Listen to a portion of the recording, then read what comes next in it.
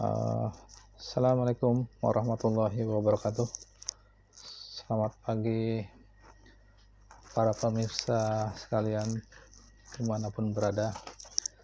Pagi ini saya akan mencoba melanjutkan materi gas kromatografi yang melanjutkan materi yang kemarin. Ini part pertama ya.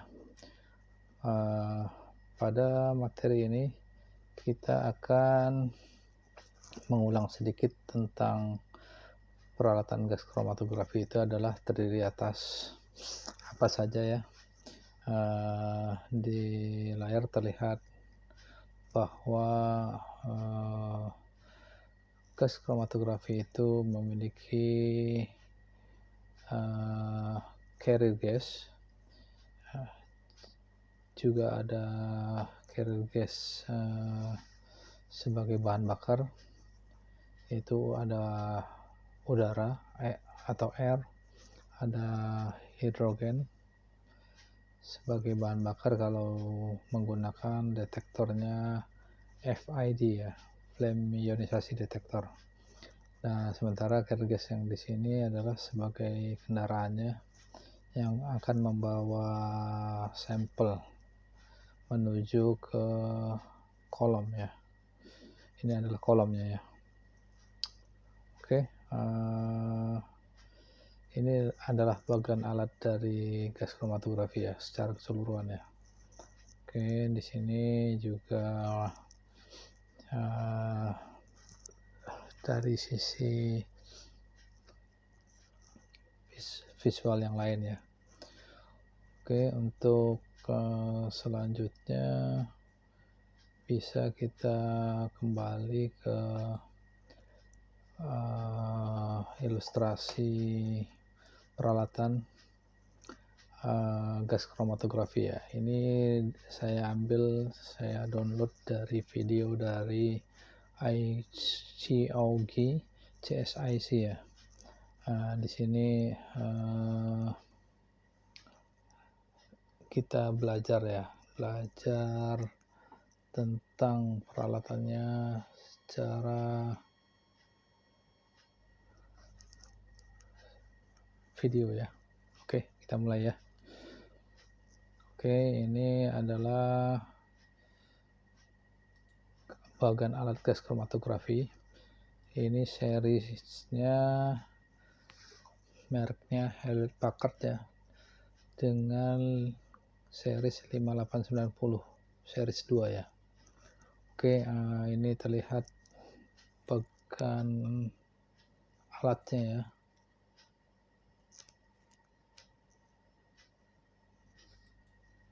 Oke,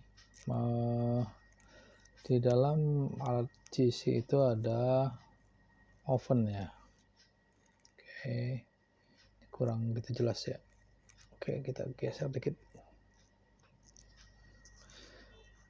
Oven ini berguna untuk memanasi kolom yang ada di dalam GC tersebut. Ini yang kita namakan jantungnya dari alat itu ya, dimana nanti di kolom inilah terjadi pemisahan komponen-komponen yang terkandung di dalam sampel. Oke, selanjutnya kalau di bedah ya, ada injektor dan juga ada detektornya. Jadi injektor adalah tempat untuk memasukkan sampel, sementara detektor adalah tempat untuk mendeteksi hasil dari pemisahan komponen yang terjadi di dalam kolom. Oke, di sini tampak terlihat ilustrasi alur analisanya ya. Oke, saya stop dulu. Saat sampel diinjeksikan oleh siring, masuk didorong oleh carrier gas ya, yang dimana carrier gas itu berasal dari tabung gas ya. yang dilengkapi oleh flow controller, di mana dia mengontrol tekanan agar si sampel ini dibawa oleh carrier gas itu dengan kondisi tekanan yang stabil ya. Oke, ini ilustrasinya. Sampel terus didorong oleh carrier gas masuk ke dalam kolom. Ini ilustrasi alur aja ya, kolomnya sih tidak bergerak, cuman hanya ilustrasi alur analisanya aja. Kemudian masuk ke dalam detektor, di detektor oleh di analisa ya. Oke, ini kita mengupas sedikit tentang injektor. Kita perbesar. Di sini ada beberapa jalur ya. Ada carrier gas inlet yang berasal dari tabung tadi ya. Itu biasanya gas yang sebagai pembawanya itu adalah gas yang inert, yang sifatnya tidak mudah bereaksi dengan senyawa lain. Di sisi yang kanan itu ada septum purge outlet, jadi ada cabang untuk membuang sedikit tekanan, dan ada split outlet ini yang berfungsi untuk membuang sampel agar jumlah yang masuk ke dalam kolom itu dibagi ya, tidak terlalu besar. Oke, kita lanjutkan. Di sini di sistem injektor ini ada heated metal block ya. Dia ini fungsinya sebagai pemanas, dimana nanti sampel yang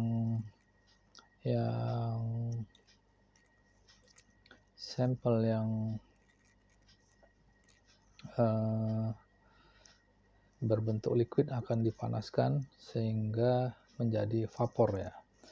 Nah, ini adalah area penguapannya ya, vaporization chamber ya. Oke. Di sini dilengkapi juga dengan rubber septum seperti karet ya, agar saat searing diinjeksikan atau sampel diinjeksikan melalui searing dan saat dicabut tidak ada tekanan yang keluar ke atas ya. Oke.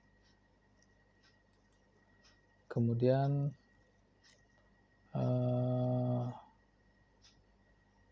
ini ilustrasinya saat carrier gas mengalir tanpa ada sampel, ada sebagian yang mengalir keluar ya, untuk mendorong kotoran-kotoran yang ada di sistem injektor ini ya. Oke. Dan ada yang masuk ke dalam kolom dan ada yang keluar lagi. Nah, ini dia. Oke. Kemudian tahapan prosesnya adalah nanti sampel akan diinjeksikan ya. Nah, itu dia. Melalui searing, sejumlah sampel yang dimasukkan ke dalam searing, terus sampel yang ada di dalam searing diinjeksikan. Kemudian itu terlihat ada sampel yang masuk itu berwarna merah ya. Berwarna merah itu nanti masuk sebagian kecil yang masuk ke dalam kolom, dan sebagian besar dibuang ke split outlet. Biasanya tergantung dari konsentrasi sampel. Jika konsentrasinya besar, maka 1:100 ya. Sejumlah satu bagian masuk ke dalam kolom dan 100 bagiannya dibuang ke split outlet. Kalau konsentrasinya kecil, maka mungkin bisa menjadi 1:10 ya. Oke, ini sampelnya masuk ya ke dalam kolom. Nah, sekarang kita beranjak ke area kolom ya. Sampel yang sudah masuk tadi yang berwarna merah masuk ke dalam kolom ini ya, satu bagian ya. Oke, di sini terjadi proses interaksi antara fase gerak dan fase diam. Fase geraknya adalah sampel itu sendiri. Nah, itu dia sampelnya masuk ke dalam kolom ya. Di kolom ini adalah kolom kapiler ya, di mana di dalam bagian tengahnya itu kosong, tapi dindingnya dilapisi oleh semacam liquid agar terjadi interaksi antara sampel dengan dinding kolom. Prosesnya ini pada umumnya adalah proses semacam adsorpsi ya, jadi hanya nempel dan lepas, tidak ada reaksi ya. Oke. Itu dia prosesnya.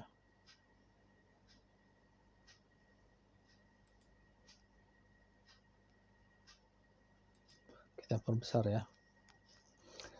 Di sini berdasarkan sifat kimia, maka senyawa yang memiliki polaritas yang sama akan saling menahan ya, like dissolve like, biasanya seperti itu prosesnya. Sementara senyawa yang memiliki sifat kimia yang tidak sama akan terlepas lebih dahulu ya. Kemudian ada juga pengaruh dari sifat fisika, di mana komponen yang memiliki titik didih yang rendah pada umumnya atau afinitas yang rendah akan keluar duluan ya. Kalau titik didihnya tinggi akan keluar belakangan. Ini terlihat bahwa yang biru sudah terpisah dari yang merah dan yang hijau ya. Hijau atau hitam ya. Oke, begitulah prosesnya yang terjadi di dalam kolom ya. Mereka hanya bersinggungan dan lepas. Jadi nempel lepas. Oke, kemudian masuk, terus kemudian setelah kolom akan melalui detektor akan dicatat. Nah, di sini terlihat bahwa yang sudah keluar tadi adalah yang biru sudah keluar, yang merah menyusul, dan yang hijau atau yang hitam paling belakangan. Begitulah proses terjadi di kolom ya. Setelah melewati kolom, maka kemudian akan melewati detektor. Di detektor ini kebetulan detektornya tipenya adalah FID, adalah tipe flame ionisasi detektor ya. Di mana detektor ini dilengkapi oleh semacam api burner ya, dan bahan bakarnya ada udara dan hidrogen. Di sini ada makeup gas. Nah, ini terlihat tadi sampel yang dari kolom di bawah oleh carrier gas menuju detektor ya. Kemudian dibakar di detektor ya. Detektor ini memiliki api ya, flame ya. Jadi jika ada sampel, maka tinggi api ini akan berubah sehingga memberi panasan yang berbeda. Di kepala FID ini dinamakan kolektor ya. Ini yang akan membuat sinyal ya. Sinyal yang berbeda itu akan dicatat oleh detektor berbentuk peak ya. Peak itu adalah semacam puncak segitiga sama kaki ya. Oke. Jika peaknya tinggi, otomatis akan kandungannya juga tinggi atau konsentrasinya akan tinggi dari komponen yang terkandung di dalam sampel tersebut. Beginilah ilustrasi secara ringkas proses yang terjadi pada alat gas kromatografi. Oke, pada materi ini saya rasa cukup dulu. Ini dapat dilihat nanti ya, materi ini pada link deskripsi. Saya download dari Kana Divulgation, oke, CSIC. Oke, terima kasih. Wassalamualaikum warahmatullahi wabarakatuh.